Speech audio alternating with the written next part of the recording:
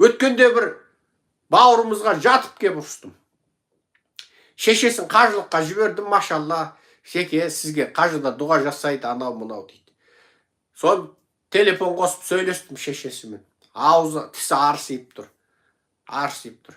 Содан жаңағы танимыз ғой енді, баяғыда жаңағы арыз жинап жүргенде барғанбыз. Үйлеріңізді ремонттадыңыздар ма? Үйге мына жылы су орнаттыңыздар ма? Суқана орнаттыңыздар ма? Әжетхана баяғыда. 17-ші жылы сөйтіп жүредіңіздер ғой десем, ой, ол әлі орнаған жоқ. Анау суқананы орнатамыз, ыстық су қоямыз, бойлер қоямыз дедік, жоқ дейді. Шешесінің тісін көрдім, арсиып тұр, тіс жоқ. Сон телефон балаңызға беріңізші дедім. Алдым да аузымды бұзып тұрып боқтадым. Иттің ғана баласы топас. Қажылыққа $5000 шашқанша, ана тісі жоқ шешеңе тіс салып бермейсің бе, көкмей деп езуін бірақ тілдім. Ана шешеңе тіс салып берсең, анау тамақты шайнап жейді. Тамақты шайнап жегеннен кейін асқазанына салмақ түспейді. Асқазанына салмақ түспегеннен кейін тамақты дұрыс қорытады. Тамақты дұрыс қорытқан соң денсаулығы жақсы болады. Ана шешең мәлкілдеп 17-ші жылы көргеннен бүкшиік қапты бүйтіп. Иілік қапты. Баяғыда емес, көзде кетіпті. Сен сұмырай, ана шешеңді $5000 жұмсап, қажыға жібергенше алдымен шешеңе тіс салып бермейсің бе? Қазір мына сүйекті тесіп тұрып, қадап орнатып беретін, қазық қағып беретін тістер бар. Танк сүзсе де тісімен танкіні құлатып тастайды. Темір шайнайды. Немене сен қажылық қасықтырып жүрсің? Тісін жаса, денсаулығын оңға жібермейсің бе содан? Үйіңде суқанаң жоқ екен десем, жасайым деп қол тимей жүр. Шешең намаз оқиды. Үйіңде жылы әжетхана жоқ. Әжетхана үшін 5 километр жерге барасың.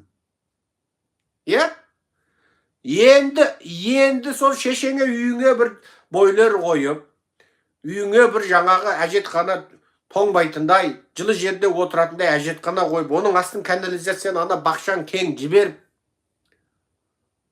одан сөйтіп істемейсің бе? Ана жылы сумен, қайнап тұрған сумен келіншегің ыдыс-аяқ жуады. Шешең дәрет алады жуынып. Сұмырай, сен сонша жиған ақшаңды қажылыққа шашып тастап, соны топиып отырасың ба? Ана қақаған аязда далада құман көтеріп дәрет алып жүріп ақ шешең ауырды. Деп езуін тіліп, бақырып тастадым. Ренжіді, қабылдай алмай, 100% сенем, қабылдай алмай, мұна Серікжан не болып кеткен өзі? Чоқынып христиан болып кеткен бе, не бәле? Қажыға баратын адамға тіс салдыр деген несі деп, енді өсектеп жүргеніне білем енді. Өзі бірге қажыға барып, сол қайтып кеп қалал өсек айтып, Серікжан чота дұрыс емес өзі, осындай деп, қажыға барма деді. Ол менің сөзімді өзгертіп алды, қажыға барма деп айтты. Қажылықтың керегі жоқ деп айтты. Деп жаңағы өзгертіп жібереді олар. Оларға өсек айтуға рұқсат. Халал өсек, халал. Енді сөйтіп бақырып тастадық енді. Енді білесің, сүйкімді деген справкамыз жоқ, сүйкімді деген куәлігіміз жоқ. Өстіп айтпайтын жерді айтып, ұрыспайтын жерді ұрысып тастайтын жаман мінезіміз бар енді. Анаға құрмет, оны осылай құрметтейсің. Аузында тісі жоқ, қақаған аязда құман көтеріп дәрет алып жүретін анаңды қажыға жіберіп құрмет емес. Анаға құрмет алдымен оның бүкіл жағдайын жасау. Ана бүкіл сүйегін, бүкіл несін тексер, қандай витамин жетіспей жүр. Неге бүйтіп бүкірейіп қалды? Өкпесі сау ма? Тексер. Суық тиіп жүрме? Тексер. Толтыр, бүкіл витаминдерді бер. Денесіне массаж жаса, аяғын уқала. Баяғыда мен жолдастарым, жаңа қол бассамыз, күресеміз, сонда өсеке қолың неге қарулы дейді. Біз қол неге қарулы? Шыныққан жоқпыз. Біз тек футбол тептік, астың жақ қатты кетті. Неге? Шешеме массаж жасап, қолым шынығып кетті. Ол кісінің аяқ қолы қақсайтын. Сон бала күннен массаж жасаймын, сол массаж жасап жүріп, қол қатып кетті. Кәдімгі кез келген өзім жолдастарымды ұстаған кезде шыңғыртып жіберетінмін. Шешеге құрмет солай. Ауырса қасында боласың, сыйлайсың, массажын жасайсың. Сөйтіп, сол шешеңді кете кеткенше қасында отырасың. Міне шешеге құрмет.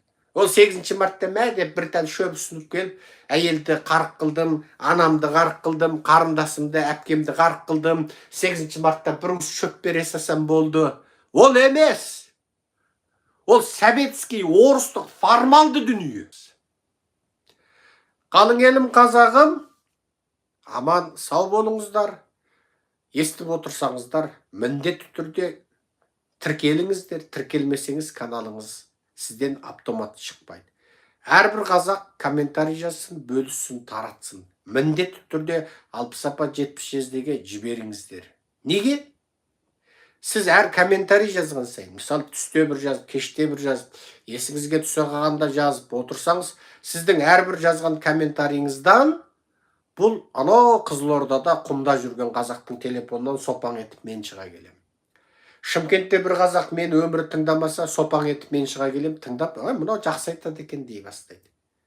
Міне, Қостанайда бір қазақ, қазақша енді үйреніп жүрген, телефон ашып қалса мен шыға келем. Ол неден? Сіздің комментарийіңізден. Себебі қазақстандық интернеттік IP адресте сіздің бізге жасаған жауаптарыңыз, реакцияңыз қазақстандық IP адресте біздің каналымыздың актив болуына көмектеседі.